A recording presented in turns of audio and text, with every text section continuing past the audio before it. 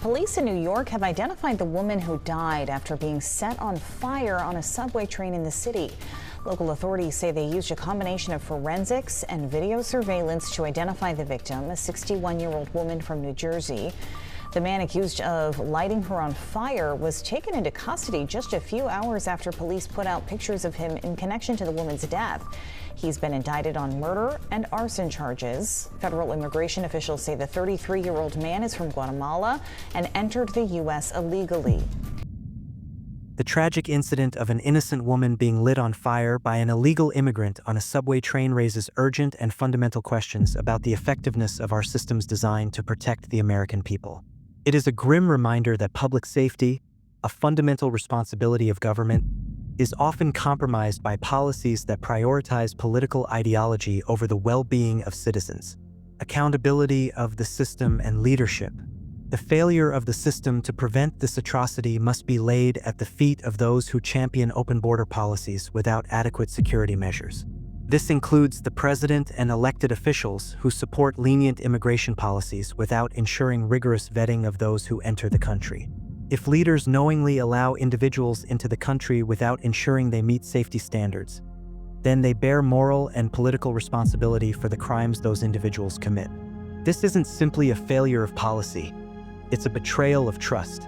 The duty of government is to safeguard its citizens, not to expose them to unnecessary risks in pursuit of ideological agendas. To hold these leaders accountable means demanding answers, transparency, and reform. Leaders who fail to protect their people should not be excused but removed from positions of power. Criticism of open border policies. Open border advocates often frame their position as compassionate and humanitarian. But compassion cannot come at the expense of the safety of citizens. A system that allows individuals to enter the country without thorough vetting is not only irresponsible but dangerous.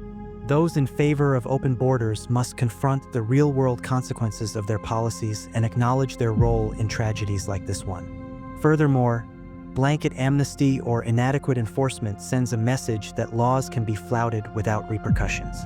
This undermines the rule of law and places the most vulnerable, the everyday commuters, workers, and families, at risk. The need for tougher punishments. In addition to reforming immigration policy, this tragedy underscores the need for a criminal justice system that acts as a true deterrent. A country that tolerates heinous acts with lenient punishments sends the wrong message to criminals.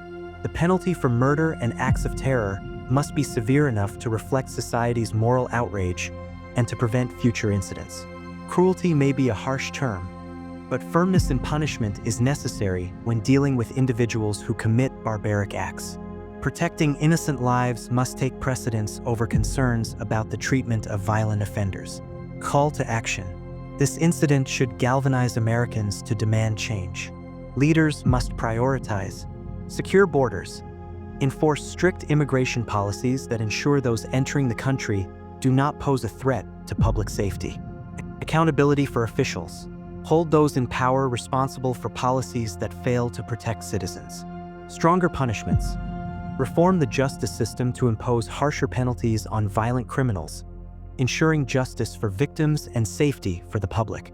Ultimately, this tragedy must serve as a wake-up call.